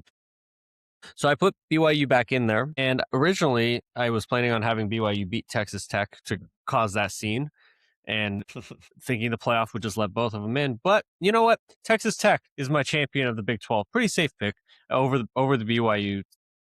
What are they? The Cougars? Yeah, Cougars. Yeah, I respect it. I think Texas Tech is I think they're a minus odds to win that game, to win the conference championship game. And they still haven't even played a single regular season game. Right. So it's the safe pick for sure. We all know there's going to be some crazy wrench that gets thrown in that's going to cause a lot of arguments. It's going to cause the SEC or the Big Ten to get angry, and there's going to be something. And I don't think it's going to be Miami getting upset. So that makes me go Big 12. And this is probably your best shot at a crazy upset. It's just if Bear Bachmeier can give me like a double reverse receiving touchdown in the fourth quarter to go ahead 23-20, it's something like that. It's going to be some crazy game, but both these teams are very good and hard to keep out of the playoff, either one of them. Yeah, I could totally see Miami, though, being that team that loses to Virginia. Like, yeah, and Miami will still get in somehow, probably. But Mario Cristobal is normally good for one of those every year of like what's going on. Sometimes he ends up winning them. Sometimes he absolutely botches the game. All right, the last one in this current portion of our predictions: Group of 5 playoff bid winner. Who do you think is going to make the playoffs from the Group of 5? Now, last year we had two. We had JMU and Tulane, but Tulane was just ranked higher, I think, than Duke because Duke had the Duke rule that was instituted in the ACC. So as a conference champion, they didn't make it. So that's how we got two Group of 5 teams in there last year. I assume there's going to be one this year. Who's your pick? I did only take one. I got Tulane right last year, so I'm going to give myself credit on that one. This year, I'm taking Western Michigan. I'm taking the Broncos. I like it. To take on, not a lot of people are picking them, but last year, 10 wins last year and pretty dominant in the MAC. And they were able to retain a lot of the coaching staff. And a fun nugget here, I think the most popular pick by far, if you were to search Group of 5, like favorites, Group of 5 picks, that kind of thing. The Boise State Broncos are going to be like 90% of people's picks. And for Boise State, they actually do play a formidable schedule, and they're going to have opportunities to prove themselves. But opportunities to prove yourself also means opportunities to lose. They play a tough game earlier in the year against Oregon. And then they also play another one of the favorites of the Group of 5 teams, Memphis, early in the year. But another team they play early in the season, kind of sandwiched between Memphis and Oregon, is the Western Michigan Broncos. That is a game where the winner of that game likely takes the reins for best Group of 5 squad, most likely to do it. Boise State's playing in a tough Pac-12 or tougher Pac-12. I think it's for sure a better conference than the MAC. So I feel better if Western can get out of that Boise State game. They have a much more favorable schedule to run the table versus Boise State would still have to go play a handful of formidable teams. I will say this, the Boise State roster is damn good. They have a lot of good players. They have 3 formidable, like power 4 talented running backs. Maddox is still back at QB, but one of the most underrated quarterbacks in the country, junior Brock Lowry, Western Michigan dual threat quarterback. He had a big year last year. He's back with his coaching staff. I think they can win the MAC again, and I'm going to take my Broncos. Not mine. I don't have a love for them, but I do now. My Broncos are going to be in that college football playoff. Lance Taylor was a major, very popular pick to be the next head coach hired from a Group of Five team to a P4 program. So that tracks right alongside with them. I'm not going to take Boise State, even though, like you said, they are probably the most popular pick here. I think Dan Mullen is going to make his way back to the SEC as a head coach. And I think UNLV's year this year is the reason he's going to get a SEC or a Big Ten head coaching opportunity this year. Now, if I'm looking at UNLV schedules, now you said you have a formidable schedule, but formidable also means opportunities to lose. They play Memphis at home. Now, this isn't Ryan Silverfield's Memphis, so we don't know exactly how they're going to be. But Memphis, historically, pretty good, very good program. They go to Hawaii. The next week they go to North Texas. They go to Akron. Akron's probably easier than the others. They have Cal at home, North Dakota State at home, a very formidable FCS program. Just a lot of opportunities to prove themselves. Maybe not the big stage, but I mean, I'm looking at this. They have 7 games on CBS Sports Network, 3 games on the CW, 1 on ESPNU, and 1 on Fox. And that's just the opportunities to get themselves out in front of cameras, in front of fans, in front of like people who can make decisions on it. So I think UNLV is my pick. No, I know UNLV is my pick. Yeah, that's a great pick. Dan Mullen is probably the most experienced big game coach of any of these guys that we could list. Is Charles Huff the new coach at Memphis? Yeah. Actually, I was trying to think of the Memphis, name. Silverfield's at Arkansas now. That'll be so. Charles Huff is at Memphis. Okay. Yeah, I like the UNLV pick a lot. They were a team I thought about as well. And like you said, the opportunity, yes, it's to lose, but they can win too. UNLV was also 1 or 2 games away last season from being a Group of 5 team to make it. So they're not shy to that. I think they have the brand name. Like you said, they're going to play in the games to help them.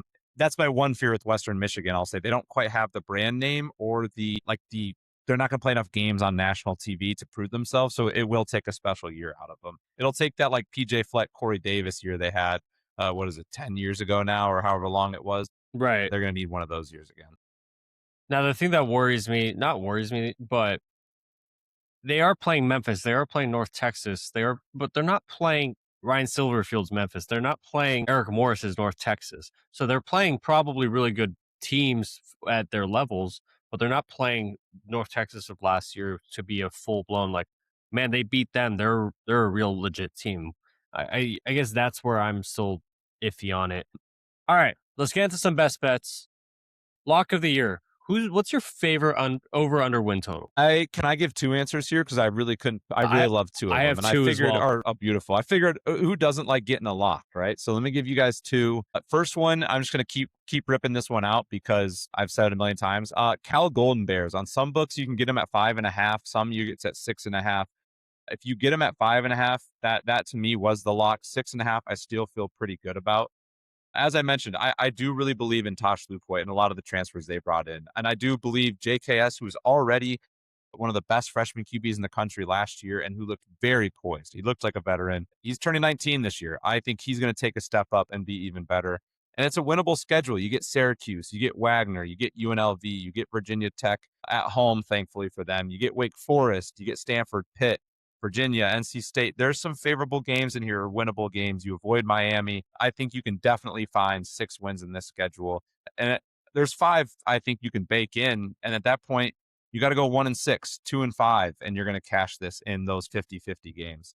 So they were 1 for me. And the other one was Alabama. If you know me, you know I'm not somebody who's just going to hop on the Alabama bandwagon to hop on it. I'm usually pretty hesitant in the last couple of years with DeBoer. But I think they're in a good spot. They do have a favorable schedule, probably the only one in the SEC. They got East Carolina early in the year. They have Florida State at home. And I think after the loss last year, I can see a world where they avenge that one. Then their road games this year, pretty favorable at Kentucky, at Mississippi State, at Vanderbilt, even at Tennessee, of all things considered. Alabama, I think they can handle that one. And then they get Chattanooga late in the year. Auburn, I still don't know if I'm bought in on them yet, so I like them there. South Carolina at home.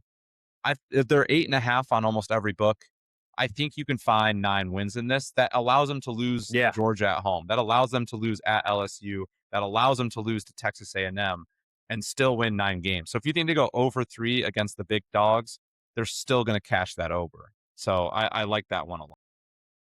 I'm right there with you on Alabama. I just don't see a world where they don't win 9 games as it is. Maybe that's just terrible analysis, but I think everyone, like, I think you can overcorrect your takes. I think people at first were like, Kalen DeBoer is just taking this machine over from Nick Saban. He's about to take it to new heights because he's modernizing it, whatever. And then once he started struggling, people were like, "Well, he's not the guy. He's a bad coach. Yeah. He's not the guy." It's like we might be maybe the correct answer is right there, right in the middle. I don't think he's a bad coach. The recruiting's a little weird right now, but I think that's a very good pick. The pick I just kept coming back to, Jace. Actually, here's an obvious one. Maybe obvious is the wrong word for betting. UNC under 4.5. I can't see North Carolina I winning like more that. than 2 games. They play TCU at first, then they have East Tennessee State or something, and then they go at Clemson, home against Notre Dame, at Pitt, at Duke versus Syracuse, home against Miami, at UConn, home against Louisville, at Virginia, home against NC State. I think that's 2 or 3 wins max for Bill Belichick's squad. I'm with you.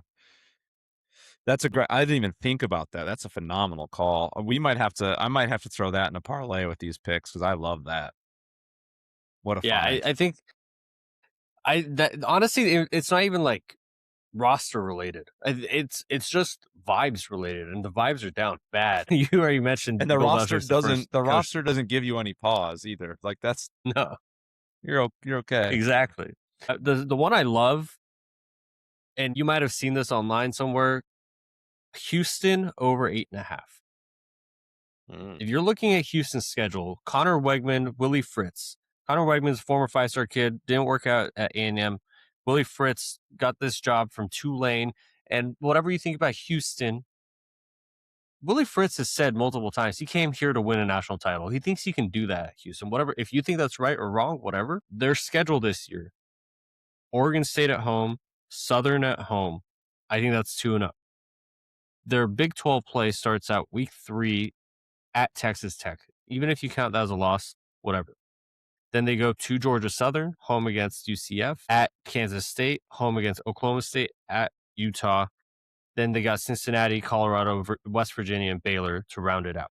If you want to count Texas Tech as a definitive loss, feel free. Kansas State, I'm much higher on Kansas State than I think most other people are. But that's a winnable game for me. Utah on the road is really tough at Rice Eccles. That's a winnable game for me if they are who I think they are. I think their floor could be 4 losses. Their ceiling could be 1 to 2, depending on how much of a jump Connor Wegman takes in this next year at Houston. I like that one a lot. The final 4 games of Cincinnati, at Colorado, at West Virginia, and Baylor, I really like for Houston. I think they could go into that stretch with 3 losses, but then come out 9-3. I like at Colorado, maybe a little frisky. At West Virginia, maybe a little frisky. But I would have to imagine Houston's favored in all 4 of those final games. Oklahoma State's an interesting team. Houston gets them at home. Houston wasn't really a team I'm so not sure where I stand on them this year in terms of, can they win the Big 12? Can they get there, or are they going to be held back from it? But 8.5 is pretty doable. If you had asked me what I thought their over-under was looking at the schedule, I would have said 9.5. So I think you're getting a free game, which is always like, if you can get, obviously I'm not better than a book, but if you can get that kind of feeling where it's like, oh, if people are thinking 9.5 and I'm getting a game, that's always a good sign. All right, moving a little faster here. Stay away win total. Who's your 2? It's like, I'm not going to touch this. This feels weird one way or another. I'm going to go kind of a shocking one. I'm going to go with Miami at 10.5. The schedule is incredibly favorable. You have and I've heard a lot of people say that over is a lock with the mindset of, well, win or lose Notre Dame, they're winning 11. So it doesn't really matter what happens. They're fine. But as you said earlier in the show, Miami seems to be good for like one slip up a year. And it feels too trap heavy. You put that on there. What's trap heavy? 10.5 with that Notre Dame game. Everyone's loving it. It just feels trap heavy. It feels like there's one slip up in there that's going to cost you. It feels too easy. I don't know. I'm staying away from that one. It feels too good to be true. Every year they lose one of those games. I feel like it's going to happen again. So I'm not touching that. I think I, that's a good pick. I'm sticking in the ACC though, and I don't have any real betting analysis on this one, so my apologies. I just have zero clue what Clemson is. I think the 7.5 Yeah. win total genuinely makes you want to think Clemson's that's like a trap. Like their win total 7.5, and you look at that next to the Clemson logo, like that's definitely a trap. That's definitely something I need to bet the over on, but I don't know what to expect from them. So I'm staying away from them entirely. I think that's a good pick. The ACC as a whole, which is what gives me some pause on my California pick there, it's hard to predict. Like last year, no one would have seen Virginia being as good as they were. No one saw Duke having the year that they had. But then also at the same time, Duke had a lot of out of conference bad losses. SMU is a team that a lot of people are really high on, but they have a lot of holes. They lost a lot of decent players after last season to the portal and to the NFL. Virginia Tech with James Franklin, you have no clue. Cal with Lupo, you have no clue. So Yeah. it's a conference where there's so many like when you look at these schedules right now, Florida State, Pitt, Duke, Virginia Tech, I don't at Clemson, they sound good. But at the end of the season, when Clemson is 10-2 with a win over Miami and Florida State bounces back and Pitt ends up being formidable, we're like, why would I take Miami or why would I take Clemson? It's just Right. it's a hard conference to tell. So I like that we both went in the ACC. I think that's relatively fitting. And we're gonna skip a couple on our sheet just for time purposes. If there's time, we'll get back to them. Who do you what There was a lot of options for this one. What do you have as your game of the year? Oh, I got to try to keep this short. There's so many options. I'm not going to say any of the honorable mentions. I went Oregon at Ohio State. I think it's round 3 of Lanning versus Day. The last 2 regular season games, one in Eugene, one in Columbus. Oregon won both. Last 2 postseason games, Ohio State won both. And I also think this game is going to decide who could be the 1 seed in the Big Ten championship. So I also Mhm. think that that's going to have some big implications of that as well. I have that game on my list. Like you said, there's a lot of honorable mentions. Since you didn't mention, I'm just going to go quickly through them. Oregon USC is the other one, but that one's less rivalry on the field and more like they hate each other, and they both can compete for the playoff spot and potentially more this year. Utah BYU is the holy war. I think that'll determine who plays Texas Tech in the Big 12 title game. UCLA Cal, so our 2 matchups. But I think the biggest game, the game of the year, LSU Ole Miss, for Yeah. their 2 good football teams. That is a game that whatever I have planned that day, I have to have at least a headphone in and my phone on and watching the game. Whatever it is, I need to take it in. If I'm not on my couch or not at a bar, the amount of hate that's going to be coming towards Lane Kiffin from the Oxford faithful, you have to be disappointment television. Totally agree. And the other thing I love about that game is there's a world where the winner of that game is 10-2 and the loser's 9-3, and the winner's in the playoff and the loser's sitting outside of it. So it does Yeah. also feel like the losers on the outs and the winners on the in, which just adds to the drama that you've already teed up for us. I love that. Single biggest regular season upset prediction. I got 2. I'll say this. I think the victim of the biggest upset's going to be the Oklahoma Sooners. And I think it's either going to be when they go on the road to play Mississippi State or when they go on the road to play Florida. I think in one of those 2 scenarios, Oklahoma's going to have their official collapse loss, the official loss that's going to turn everybody off of, and that's going to be the loss that's what's the future of Oklahoma Sooners football looking like? I think it's going to be one of those 2 games. Yeah. I, I'll buy that. I think also like between the Oklahoma Texas rivalry, it would be kind of beautiful. Texas lost at the Swamp last year. Now it's Oklahoma's turn after making fun of Texas fans and Texas players all of last year for that. My biggest upset loss is my SEC champion goes down on November 21st to South Carolina. I'm looking Mm. at like potential like trap games at the end of the year that could really get you. And I think Georgia ready to be humming, ready to get healthy, ready to freshen up, ready for the SEC title game and for the maybe looking ahead a little bit and ready for the playoff. Maybe catch a hot South Carolina team, a hot Lenoris Sellers trying to make his name for himself in the Heisman. Maybe some of those receivers end up coming back. That's going to be, I hope that's a good game. I hope by the time we get to November 21st, South Carolina is in a position to make it a good game. I like that. One honorable mention I thought that could be kind of frisky is The final 2 games of the season for UCLA is at Michigan and USC. UCLA could be on the good side of one of those big upsets. If Michigan or USC is finding themselves in a pretty hot year where they're looking like they could make a playoff, UCLA is Yeah. not a team I would want to face late in the year in a trap game like that. Especially both those No. teams like USC and Michigan, that's around the time they're playing Oregon, they're playing Washington, they're playing Ohio State. Like there's big games around that, and UCLA is an easy one to overlook because you want to make sure you're teed up for the big guy. And then next thing you know, you find yourself down 7 late in the fourth to a frisky UCLA team. So UCLA is a team that could be on the right end of an upset as well. I love that. I love that. Chesney Train. National Coach of the Year. Who do you got? I have 2 undefeated regular season teams. I have Texas Tech and Notre Dame going undefeated in the regular season. And usually it's based on regular season, if I'm remembering correctly. So Marcus Freeman or Joey McGuire. Marcus Freeman won it 2 years ago. So I don't know how much they would be likely to give it to him again. Joey McGuire, I think, is a guy that's just kind of well respected and well liked in and around the sport of college football. So I could see it going to him, but I think it's going to be one of those 2. You took my pick. I took Marcus Freeman. I don't think they'll necessarily go 12-0 because a pick that I guess we'll fill in on our doc later, but a prediction that we didn't do is will any team go 12-0? My answer is no to that. I think Marcus Freeman will have just the National Coach of the Year kind of year with CJ Carr with that team. I mean, they're just nasty, man. They're so good. Mm-hmm. He's just likable too. So I think that kind of bodes well for him. All right. Playoff decisions here. We have made it, my friend.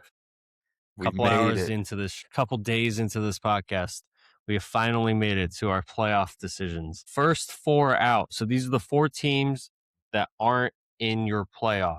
Whether you have them ranked 13th through 16, 17, whatever. Who are your first 4 out? My first team out is the USC Trojans. I think they go 9-3, and their 3 losses are Ohio State, Indiana, Oregon. I think they take care of everybody else. I think that they fail to get over the hump in all 3 of those games. And I think that leaves them like Texas last year almost, where they're going to be 9-3, just kind of looking around for that signature win, trying to act like that Washington win is that signature win. I think USC is going to be the first team looking out. Okay. Who do you got there for team number 1? I got Oklahoma. Now, I don't know if this doesn't necessarily mesh with the collapse that I was mentioning. That was both of our first picks. I still think Oklahoma has all the goods to be a really good team, but maybe drop 1 or 2. Our predictions at the beginning of this show were if things don't work out for them, if they didn't make the right decisions, right improvements at the run game or along the offensive line, then they could collapse. This is if they do. I still think they're a fringe playoff contender. They have all the goods to be a playoff contender. They were in the playoff last year. Can they just make it keep it going? I guess, or keep it going is the wrong way to put it. I guess keep it going is the wrong way. Can they like right the ship even more? Can they beat They have a tough schedule, man. They just have a tough schedule. It's the right way to say it. Oklahoma will transition here. Oklahoma's my number 2 team left out. Same thing you just said. Our prediction earlier in the show, that's gun to the head. You got to pick a top 10 team that's going to collapse. Okay, if I had to do that, I'll pick Oklahoma. My realistic prediction for Oklahoma is the at Missouri game, the Texas A&M game, the Ole Miss game, the at Florida game, the at Mississippi State game, the Texas game, the at Georgia, and the at Michigan game. Those 7 tough games. I think realistically, they probably go like 4-3 in them, leaving them at around 9-3. Same thing as USC on the outside looking in. They've got some good arguments for it. They've got some valid arguments against it, and they just kind of find themselves on the outside looking in. Them and USC kind of sitting there as very good 9-3 teams, just missing out. My next spot is Texas A&M. I don't know if you want to continue breaking down every individual first 4 out team one by one, but I think Texas A&M similar to Oklahoma for me. Like they very well, I could see them go 9-3, 10-2, which would seem like a down year compared to last year, even if Marcel Reed might have had a better year. Maybe they just have a tougher schedule. They could be there. I just, the rest of the SEC is like, to me, just so much more sure. And that's what's scary to me because the second you were sure about a college football team, you were absolutely wrong. But as of right now, at the date of recording, I think I like other SEC teams more than Texas A&M. Texas A&M is my number 3 team. So we'll just keep moving it right along. I have the same exact analysis as you. I'll save the time. Give us your number 3 team here. Michigan. I don't need to fully go into it. I expect them to compete for the playoff. I expect them to lose to Ohio State, and they got some tough games. I just don't know if they are exactly where Kyle Whittingham wants them to be year one, but I think they're just going to at least show a sense of organizational infrastructure in year one under Whittingham that they haven't had since whatever you want to say about Harbaugh, since Harbaugh left. Yeah, I agree. It's a team that they've got talent for sure. They've got talent from the portal and just from guys that have stayed that they've recruited. But a tough schedule mixed with just a lot of drama and turnover this last year in terms of staff, coaching, and that all the way up to AD. I at Oregon, at Ohio State, Indiana, Iowa, Oklahoma. It's a tough schedule. They got a lot of home games on here, but the road ones are very difficult. I like that pick. And then my number 4 team, I've talked a lot about them. I probably don't need to break them down much more, but I think the Cal Golden Bears have a very solid season. Not good enough to make the playoff, not good enough to have a real argument for the playoff. But I think when those final rankings come out, I think they're going to find themselves in that 18 to 13 range with a very solid, like 9-3 season. I think the Cal Golden Bears are going to be very happy to be and proud to be the 4th team out. You know what? I was going to say Clemson, but I'm going to give me Cal for my fourth team out. They're just more fun. They're more fun to like. They're look more fun at to root for. Yeah, 100%. So okay, we've gone through our first 4 out. Our 5 automatic qualifiers. So that we've already kind of gone through those. Those were the conference champions. I had Miami winning the ACC, Georgia winning the SEC, Oregon winning the Big Ten, and Texas Tech winning the Big 12. UNLV being my group of 5 champ. If you want to repeat yours. Yeah, I had Miami winning the ACC. I had Georgia winning the SEC. I had Indiana winning the Big Ten. I had BYU winning the Big 12. And I had Western Michigan making it out of the group of 5 collision course that we're going to be on. All right. So this is where it'll get really intriguing because we have our 7 at-large playoff teams. I'm curious how many teams you have from each conference. Because I'm looking at mine, I'm like, is mine even realistic? But I'll just list off the first couple of my teams that are going to be at larges. This isn't in order. I didn't go so far as to do by seeding. I don't know if you did, but I have LSU, Ohio State, Notre Dame. Notre Dame, I think, easy schedule, one of the best teams in the country, whether they had an easy or hard schedule. I think Notre Dame, you put them in an SEC schedule or in a Big Ten schedule, they would still be picked to win each of those conferences, possibly. So Notre Dame belongs there. Ohio State, that's what we talked about. Is like they might miss out on the Big Ten title game just because they have the misfortune of playing Indiana, Oregon, and USC. Now they might not lose all 3 of them. But just because they play all of them, they have more of a likelihood of taking one of those losses. But I think they're still going to be enough of a wagon to make the playoff. And LSU, Georgia, they lose to Georgia in the SEC title game. The SEC runner-up for me easily makes it. Those are my first 3 at-larges. I'll for the sake of time, I'll make my first 3 the same. I also had LSU, I also had Ohio State, and I also had Notre Dame. I did seed mine. But we can get into the seeding in a little bit. But I had those same 3 for basically the same reasons as you. All right. After that, and I won't give full analysis, so you can give analysis on your own. My last 4, and once again, not in order, but I can make the seedings happen at the end of this for our predictions purposes. Indiana still gets in. They lose in the Big Ten title game. Ohio State's in. Oregon's in. Indiana still gets in. Texas, I think, is the next SEC team to get in. I don't think they're going to collapse like they did last year. I don't think they're going to have the swamp loss. I think Cam Coleman, Arch Manning alone is going to be kind of the reason of they're going to be looked at as a really good 10-2, 9-3 team. And if there's just a bunch of those in the SEC and you have the opportunity to get Cam Coleman in there, get Arch Manning in there, they're going to be in there. Alabama and USC for me are my last 2 group of 5. It's at-large playoff teams, not group of 5.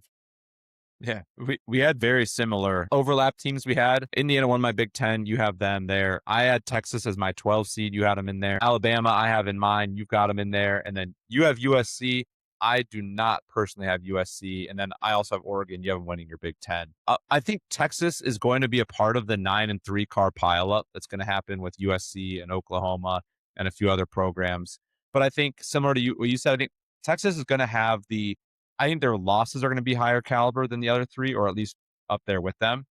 But I think they're going to have a couple more wins against better opponents that the other ones won't. And similarly, I just think the brand name, Arch Manning, everything, all the hype and energy and money that follows Texas football, if you have a shot to pick between a bunch of 9-3 teams, they just kind of feel like the no-brainer to take. So I got Texas in there. I had Texas Tech. So I'll say this. My breakdown of the 12 or the additional 7, I have one independent in Notre Dame, and they're my 5 seed. I actually have them as my 1 seed, but they're like my 5 in this hypothetical of the 7. Yeah. But they're my number 1 overall seed. And then I have Texas Tech in the Big 12. So 2 total Big 12 teams, one of them with an at-large bid.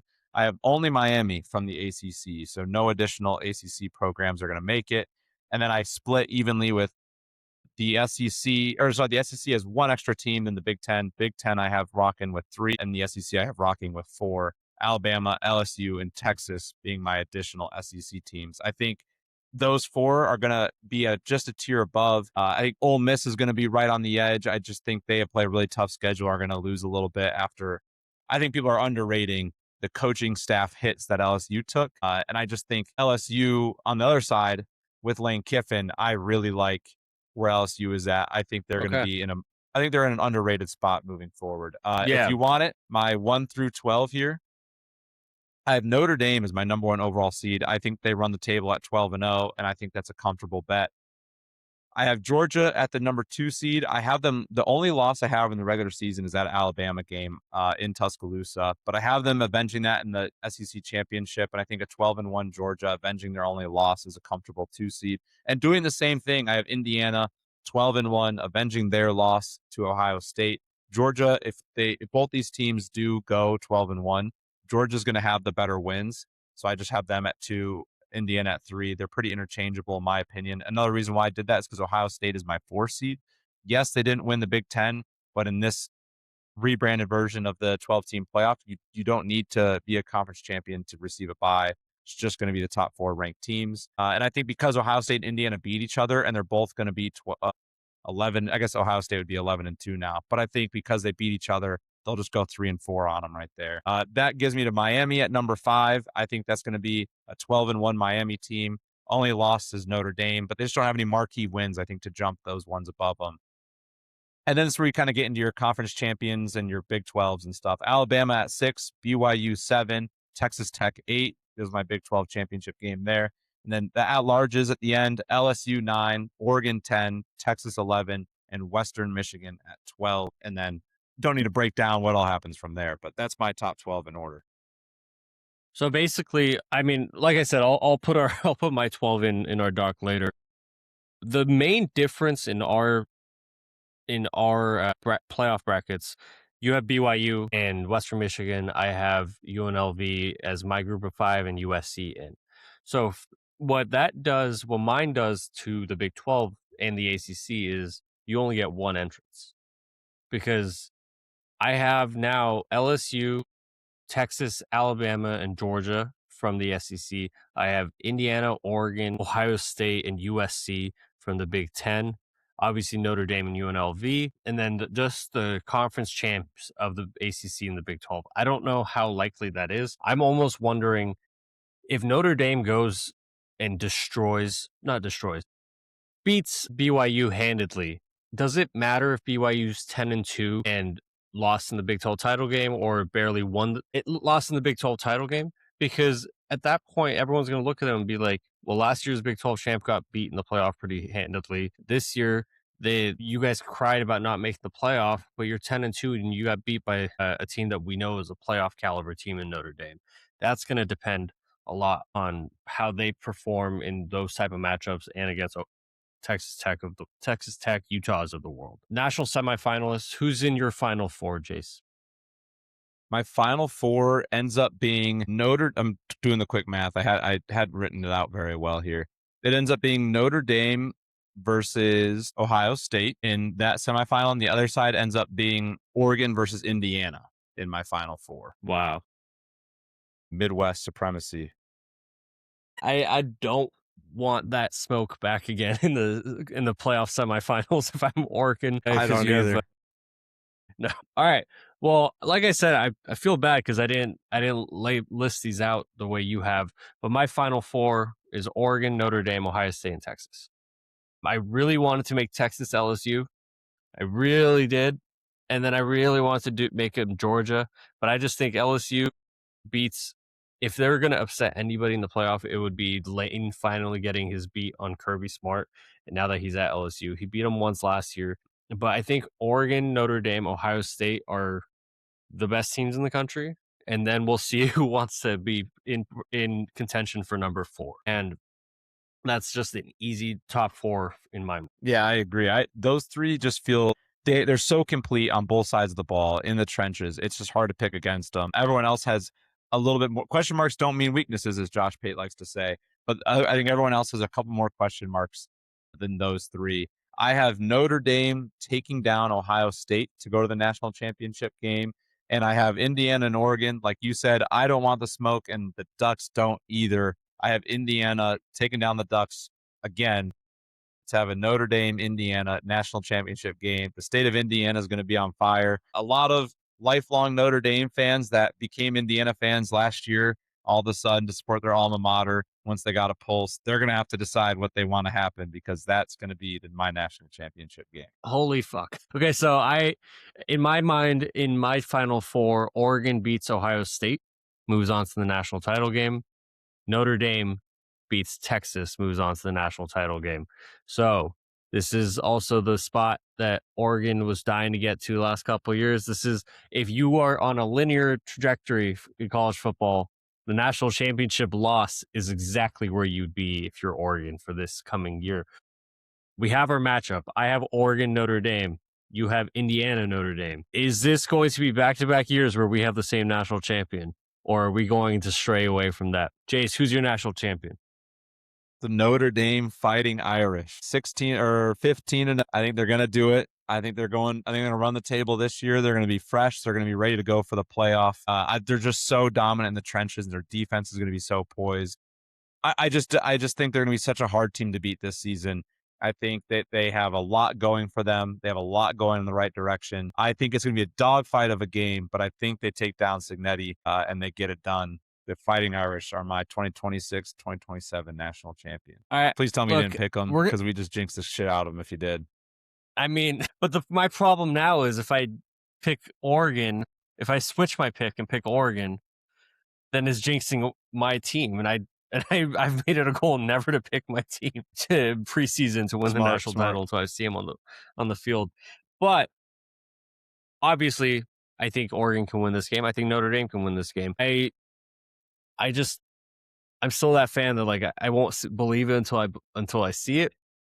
I think I'm going to pick Notre Dame to win the national title game. And I'm going to be right there alongside you back-to-back years. So, hey, man, I don't know if like next year we both have to like plan our predictions to make sure we agree on a third straight year. But if Notre Dame ends up collapsing, we have enough of a sample size to say we caused this. It's a flag for discussion curse.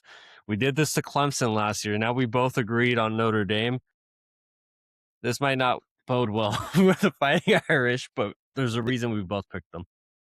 Yeah, rightfully so. They might hate us if we do that to them, but they're just so hard to pick against. They're so complete in every facet, and I don't say this as a derogatory thing, but I do think their easy schedule and the fact they don't play in a conference bodes well for them in this case. I think you get to stay healthy. You don't have to dogfight as much. You probably just have to go 11-1 and you're in. There's a lot of good teams you don't have to worry about playing. They're in a great spot. They have a favorable schedule. They have a really good team. They have a really good coach. I just like where they're at. And I think, like you said earlier, even if they were in the Big Ten or the SEC, I still think they're one of the favorites, if not the favorite in each conference. I still think their over-under win totals 10.5. It's not a knock on them at all. They feel like, unlike Clemson, I suppose, last year, they just feel pretty bulletproof, which makes you feel comfortable putting them in this spot too. All right, there you have it. I guess that makes Flag for Discussion's official national title pick for the 2026 season, the Notre Dame Fighting Irish. I don't know what that means for you guys out there, but I hope if you're a Notre Dame fan, you're happy about it. Jace, some quick fire questions. Between you and me, who will win Pick'em on Flag for Discussion this year? So last year you won pick, I won shot in the bark. So I was like, are we going to repeat? Are we not? I think we're going to repeat. I think you're going to take me down and pick them, but I think I'm going to get shot in the bark again. That's what I have selected here. I think I had the same exact answer there, which means it's going to be flipped. But I think, Yeah.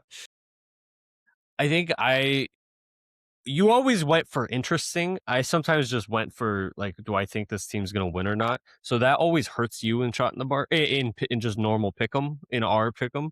But yeah, in terms of shot in the bark, your interesting picks hit quickly. Also, will we get more than one F4D parlay right this year? Or will we break our record from last year? Yeah. Yep. Look, we got 12 opportunities, 12 weeks of this. We got plenty of time. And final question. We don't have a wedding to plan this time, so we can put more effort into betting. Lucky wives we have. Final question. Most entertaining offense to watch on Saturday. Come on now. Yeah. The one that has Dante Moore, Jordan Davison, De'Aaron Hill, Jamari Johnson, Evan Stewart, DeCorian Moore, Jeremiah McClellan, Iverson Hooks. Need I say more? That's my offense, the Oregon Ducks. All right, that's a good way to finish that. After I predicted them to lose in the national title game, you had them losing to Indiana, having a repeat of last year. Look, Oregon's on a trajectory to advance one spot every year in the playoff. They've done it. It's happened perfectly up to now in the Dan Lanning era. So that just means they have to lose in the national title this year. Okay, that's all I got. Jace, you got anything else? No, I think we've gone an hour and 48. We're good. Yeah, this might be upwards of like the longest shows we've ever had, but make sure you're subscribing to us, so maybe we'll do it longer on YouTube at Flag for Discussion spelled out. We're on Apple Podcasts, Spotify, wherever you get your podcasts at Flag for Discussion spelled out. We're on Twitter at F4Discussion, TikTok at Flag 4 Discussion. Like I said, if you subscribe there, maybe one day we'll release a podcast that's even longer than this one. But we had to get the official kickoff to the college football 2026 season out of the way. We are heading into the final week without college football games. Next Thursday on August 27th, there's going to be some FCS games. August 29th, the Aer Lingus Classic, TCU, UNC in Ireland. It's going to be a dream. Next week, we are going to be picking some games. That's what I'm talking about, folks. From myself, Farbod Merkazi, my lovely partner, Jace Hatfield. Thank you for being here. Be here with us all season long. This has been Flagged for Discussion.